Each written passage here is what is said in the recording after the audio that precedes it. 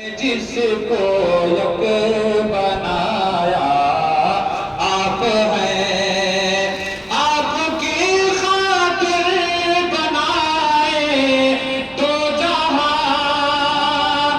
آپ کی خاطر بنائے دو جہاں، اپنی خاطر جو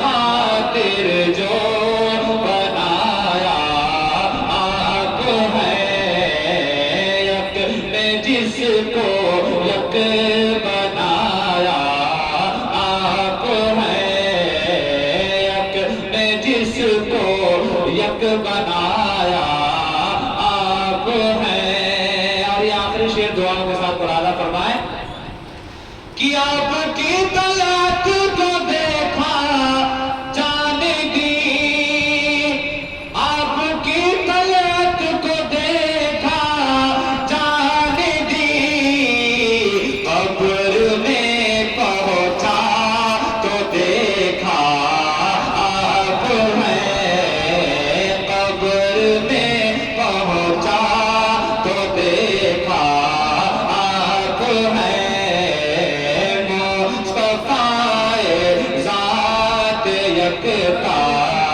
آپ ہیں، آپ کی طلعت کو دیکھا جان دی، قبر میں پہنچا تو دیکھا آپ ہیں، قبر میں پہنچا تو دیکھا آپ ہیں، یک نے جس کو یک بنایا آپ ہیں۔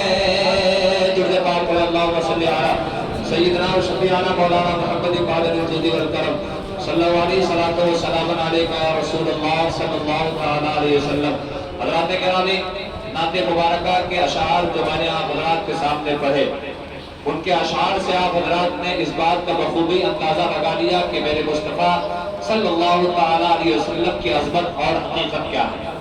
اللہ تعالیٰ نے اپنے محبوب کو ساری کائنات سے افضل و برتر پیدا فرمایا، اور آپ کی شان تو یہ شان ہے کہ وہ جو نہ تھے تو کچھ نہ تھے، تھا کچھ نہ تھا، وہ جو نہ ہو تو کچھ نہ ہو، جان ہے وہ جہان کی، جان ہے تو جہان ہے۔ اللہ اکبر۔ آپ کی عظمتوں کا چرچا کا عالم تو یہ ہے کہ فرش والے تیری شوکت کا علو کیا جانے، فرش والے تیری شوکت کا علو کیا جانے، خسروا عرش پہ اڑتا ہے پریرا تیرا۔ یہ تو ہمارے اور آپ کے آقا ماوا مرجا جناب احمد مصطفیٰ محمد مصطفیٰ صلی اللہ علیہ وسلم کی عظمت ہے۔ آپ ذرا ان کے امتیوں کا امتیوں کی عظمت تو دیکھیے، تمام مومنین کی عظمتوں کا اندازہ آپ اس بات سے لگائیے کہ کتابوں میں آیا ہے کہ جب تک ایک بھی مومن اس دنیا میں رہے گا قیامت نہیں آ سکتی ہے۔ یہ محمد کے امتیوں کا عالم ہے۔ جب امتیوں کا عالم یہ ہے تو اس نبی کا عالم کیا ہوگا جس کا کلمہ پڑھنے والے امتیوں کا عالم یہ ہے۔ قیامت کسے کہہ رہے ہیں؟ قیامت جب آئے گی تو زمین و آسمان کا نظام درہم برہم ہو جائے گا، زمین و آسمان تباہ و برباد ہو جائے گے۔ خدا کی قسم کتابوں کے مطابق جب تک ایک بندہ مومن اس دنیا میں ہے، ایک مومن بھی اس دنیا میں رہے گا، زندگی کا نظام چلتا رہے گا، آسمان کا نظام چلتا رہے گا، زمینوں کا نظام چلتا رہے گا۔ زمینوں کا نظام اگر چالو ہے تو مومن کی وجہ سے چالو ہے، آسمانوں کے نظام اگر چالو ہے تو مومن کی وجہ سے چالو ہے۔ جب مومنین کا یہ عالم ہے تو آپ ذرا اندازہ لگائیں کہ مصطفیٰ جان رحمت کی عظمت کا عالم کیا ہوگا۔ جب ان کے گدا بھر لیتے ہیں شاہان زمانہ کی جھولی، محتاج کا جب یہ عالم ہے مختار کا عالم کیا ہوگا۔ آقا کریم صلی اللہ علیہ وسلم کی عظمت آپ ذرا دیکھیں کہ آج جو یہ دور چل رہا ہے، اس دور کو ہم اور آپ ترقی یافتہ دور کہتے ہیں، کہتے کہ نہیں کہتے ہیں؟ آج کے دور نے سائنسی طور پر بہت ترقی کر لیا ہے، ہر انسان ترقی کی راہ پر گامزن ہے۔ آج کے اس دور کو، موجودہ دور کو لوگ ترقی یافتہ دور کہتے ہیں، اور جہاں تک میں نے تاریخوں میں پڑھا ہے، میری اپنی معلومات کے مطابق جناب جناب احمد مصطفیٰ محمد مصطفیٰ صلی اللہ تعالیٰ علیہ وسلم کی ولادت سے کچھ سال پہلے تک یا ولادت سے پہلے تک وہ بھی ایک زمانہ تھا. اس زمانہ کو دور جاہلیت کہا گیا ہے. اس زمانہ کو اندھیرے کالا دور کہا گیا ہے. زمانہ قرن الاسود کہا گیا ہے. کیا اس زمانے میں کوئی عقل مند نہ تھا؟ کیا اس زمانے میں کوئی دانشور نہ تھا؟ کیا اس زمانے میں کوئی پڑھا لکھا نہ تھا؟ کیا اس زمانے کے لوگ ترقی یافتہ نہ تھے؟ ایسے لوگ اس دور میں موجود تھے کہ لوگ تو حکمتوں کے دروازے ہوتے ہیں. کوئی کسی حکمت کا مالک ہوتا ہے, کوئی کسی حکمت کا مالک ہوتا ہے. لیکن اس دور میں ایک ایسا تھا جسے ابو الحکم کہا جاتا تھا. ابو جہل جسے لوگ حکمتوں کا باپ کہا کرتے تھے.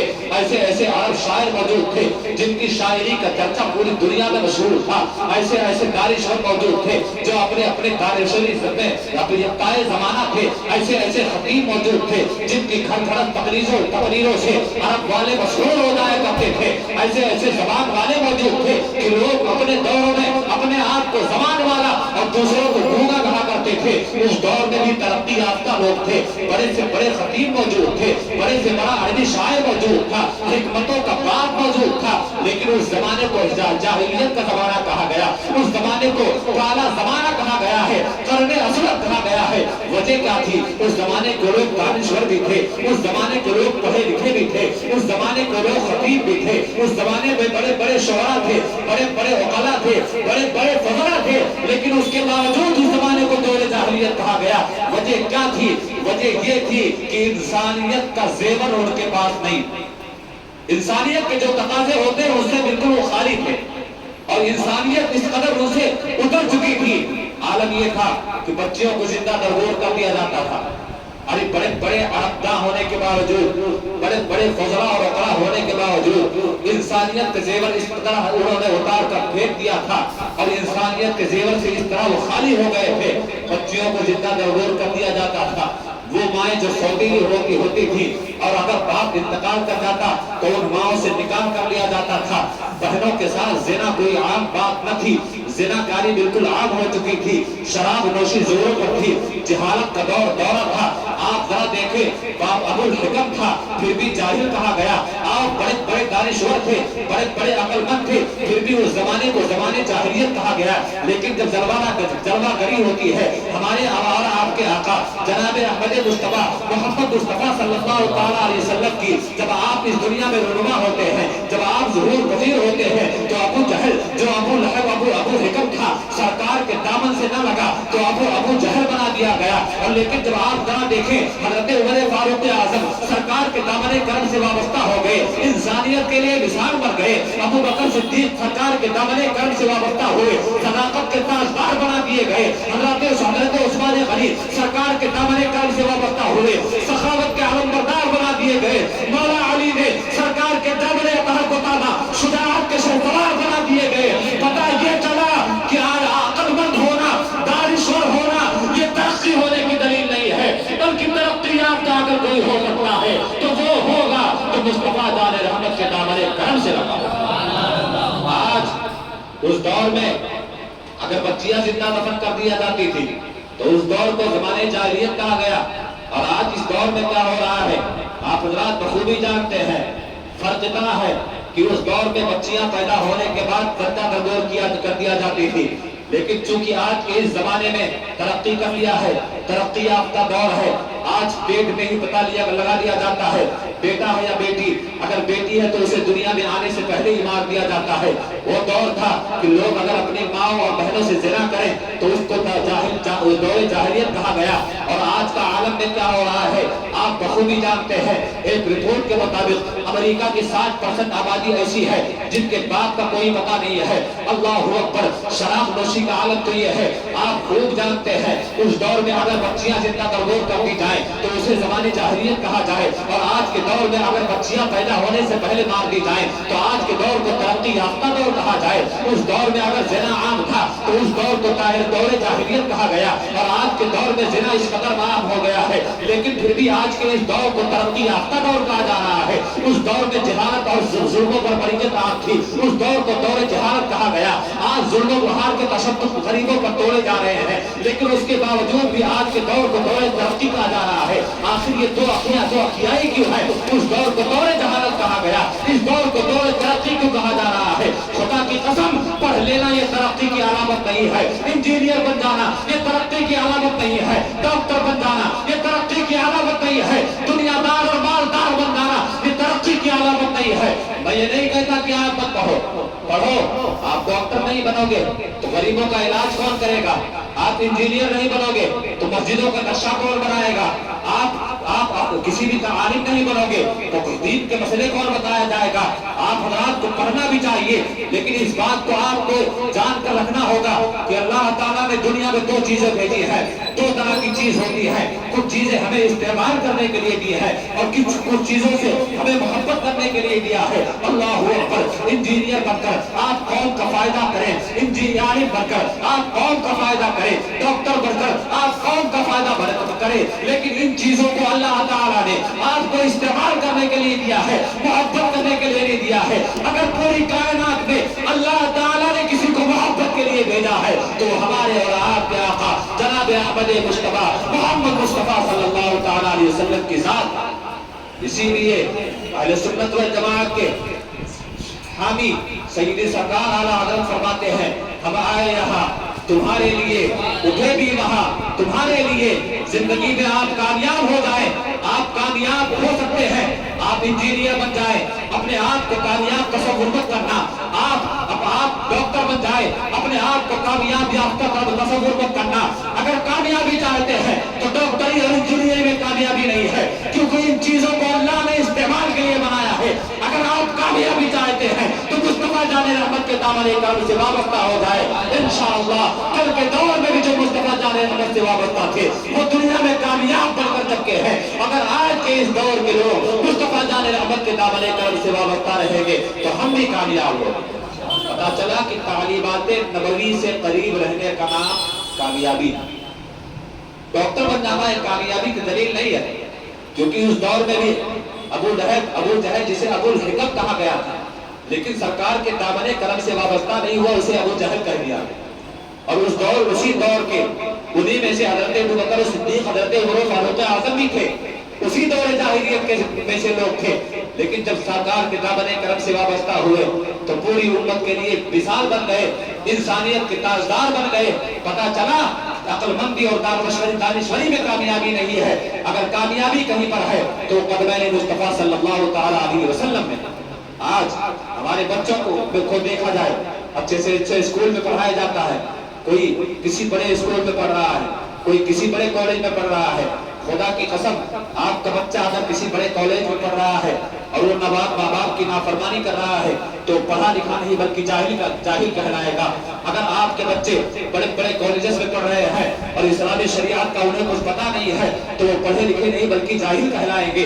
اگر آپ کے بچے بڑے بڑے یونیورسٹیز میں پڑھ رہے ہیں لیکن انہیں اپنے والدین اور اسلامی حقوق انہیں معلوم نہیں ہے تو وہ پڑھے لکھے نہیں بلکہ جاہل کہلائیں گے. اگر آپ کے بچے بڑے بڑے پروفیسر بن جائے، ڈاکٹر انجینئر بن جائے، لیکن مصطفیٰ جان رحمت صلی اللہ تعالیٰ علیہ وسلم کی تعلیمات کا انہیں اندازہ نہیں ہے، انہیں پتہ نہیں ہے تو وہ پڑھا لکھا تو ہو سکتا ہے لیکن وہ جاہل ہی ہوگا. کیونکہ اگر کسی کو عالم بننا ہے، کسی کو فاضل بننا ہے، کسی کو دانشور بننا ہے تو وہ سب کے سب مصطفیٰ جان رحمت صلی اللہ تعالیٰ علیہ وسلم کے قدموں میں. آپ ذرا دیکھیں آج ہندوستان نے سرکار خواجہ غریب نواز کا اسی لیے آئے تھے. آپ نے اپنے ملک کو چھوڑا، اپنی زندگی کو چھوڑا، اپنے مال و بقا کو چھوڑا. حضرت سیدنا مخدوم اشرف جہانگیر سمنانی نے کیا تخت و تاج کو اسی لیے چھوڑا تھا کہ ہم جا کر اپنا نام کریں گے؟ دولت تو ان کے پاس بہت تھی. دولت اگر کامیابی کی ضمانت ہوتی تو مخدوم سمنہ دولت کو ٹھوکر مار کر ہندوستان جیسی سرزمین پر نہ آتے. دولت اگر سب کچھ ہوتی تو سرکار خواجہ غریب نواز اپنے پچکی کو چھوڑ کر 20 سال تک حضرت خواجہ عثمان ہارونی کے قدموں میں جو ہی پڑے نہ رہتے اور ہندوستان کی سرزمین پر اسی لیے نہ آتے بلکہ وہ لوگ اس لیے آئے ہیں کہ جو کچھ ہمیں ملا ہے جب سرکار کے صدقے میں ملا ہے، کھانا ہمیں مل رہا ہے نبی کے صدقے میں مل رہا ہے، زندگی ہمیں ملی ہے نبی کے صدقے میں ملی ہے. ہم جب تک یہاں رہیں گے مصطفیٰ جان رحمت کے گیت گائیں گے اور جب وہاں جائیں گے تو میدان محشر میں بھی مصطفیٰ جان رحمت کی عظمتوں کا جھنڈا لہرائیں گے. سرکار اعلیٰ حضرت کے شعر کے مطابق کہ زمین و زمان تمہارے لیے، مکین و مکہ تمہارے لیے، ہم آئے یہاں تمہارے لیے اور اٹھے بھی وہاں تمہارے لیے. آپ حضرات اپنی زندگیوں کو مصطفیٰ جان رحمت کے تعلیمات سے مزین کریں اگر کامیابی چاہتے ہیں. آج دیکھیں حضرت عمر فاروق اعظم رضی اللہ تعالیٰ عنہ کا ایک قول जो आज के दौर पर बिल्कुल सादिक आता है। आपको कौल था कि जब मुस्लिम और गैर मुस्लिम दोनों अमल में बराबर हो जाएं, यानी एक मुसलमान वो अपने अमल से ही किसी दूसरी कौम पर गालिब हो सकता है। आपने फरमाया कि जब देखना कि मुसलमानों और काफिरों का अमल बराबर हो जाए, यानी काफिरों की तरह अमल मुसलमान भी करने लग जाए, जब मुसलमान अमल से इतना दूर हो जाए कि काफिर और उसमें कोई मुशाबहत भी बाकी ना रहे, तो आपने फरमाया था कभी भी जब अगर ऐसा बराबरी का मामला आ जाएगा तो हमेशा गैर ही मगलूब रहेंगे, मुसलमान कभी गालिब हो ही नहीं सकता है। और आप हज़रात आज के दौर में देख रहे हैं हर तरफ मुसलमानों को सताया जा रहा है, हर तरफ हमें कहीं आजाद के नाम पे परेशान किया जा रहा है, कहीं नामोसे रिसालत पर उंगलियां उठाकर हमें परेशान किया जा रहा है, कहीं हमारी बस्तियों और मस्जिदों को गिराकर हमें परेशान किया जा रहा है। वजह यह है कि आज हमारे अमल कम हो गए हैं, आज हमारे अमाल का कोई ठिकाना नहीं है, नमाजों से हमें कोई सरोकार नहीं है, कुरान की तिलावत से हमें कोई लेना देना नहीं है, वालिदैन हमसे नाराज रहे हमें कोई लेना देना नहीं है, मुसलमान हमसे परेशान रहे हमें कोई लेना देना नहीं है। आज हमारे अमाल का वजन इतना घट गया है कि अगर हम अपने अमाल और गैरों के अमाल को तोड़ें तो दोनों के अमाल बराबर हो जाएंगे। और हज़रत उमर फारूक के फरमान के मुताबिक जब दोनों के अमल बराबर हो जाएंगे तो काफिर ही गालिब रहेगा, मुसलमान कभी गालिब हो ही नहीं सकता। लिहाजा अगर हमें गालिब होना है, हमें फतेह याब होना है, तो हमें चिल्लाने से हमें कुछ नहीं मिलने वाला, सड़कों पर उतरने से हमें कुछ नहीं बनने वाला। अपने आप को अमली जिंदगी का मुसाफिर बनाए, अपने आप को अमल के मैदान का मुसाफिर बनाए। जिस दिन आप अमली मैदान के मुसाफिर बन जाएंगे, खुदा की कसम कामयाबियां ऐसे ही कदम आपके चूमेगी। जिस तरह पहले के मुसलमानों के कदम चुमा करते थे, 313 थे, सलाह हथियार न था, कोई दिखावे का सामान भी न था, लेकिन अमल ऐसा था एक नमाज से निकलते दूसरी नमाज का इंतजार किया करते थे। मस्जिद में ऐसा दिल लगता था कि मस्जिद के बाहर आते तो बेचैनी बेकरारी छाया करती थी। यही अमल का आलम था। तो बेसरो सामाने के आलम में 313 की तादाद ने हजारों के लश्कर कुफार को इस तरह तहरीर कर दिया कि रहती दुनिया तक उन 313 मुसलमानों और मुजाहिदों का नाम याद किया था। क्या था उनके पास? न सिपाह थे, न तलवार थी, न ताकत था, न घोड़े थे, सिर्फ और सिर्फ उनके पास अमल था और मुस्तफा जान रहमत सल्लल्लाहु तआला अलैहि वसल्लम से लगाव था। आज भी अगर मुसलमान अमल के मैदान में आ गया जाए और मुस्तफा जान रहमत सल्लल्लाहु तआला अलैहि वसल्लम से सच्ची मोहब्बत करने लगे तो खुदा की कसम ये दौर भी उसी दौर की तरह हो सकता है। मुसलमान जहां से गुजरेगा तो लोग देखने वाला गैर भी कहने पर मजबूर हो जाएगा, ये कोई मुसलमान नहीं जा रहा है बल्कि सरासर इस्लाम जा रहा है। अल्लाह ताला हमें इस्लामी शरीयत पर मुकम्मल ये अमल करने की तौफीक अता फरमाए और तालीमात नबवी के मुताबिक हमें जिंदगी गुजारने की तौफीक अता फरमाए। व आखिर दावाना अल्हम्दुलिल्लाहि रब्बिल आलमीन। खड़े होकर आप अल्लाह से दुरूद करें।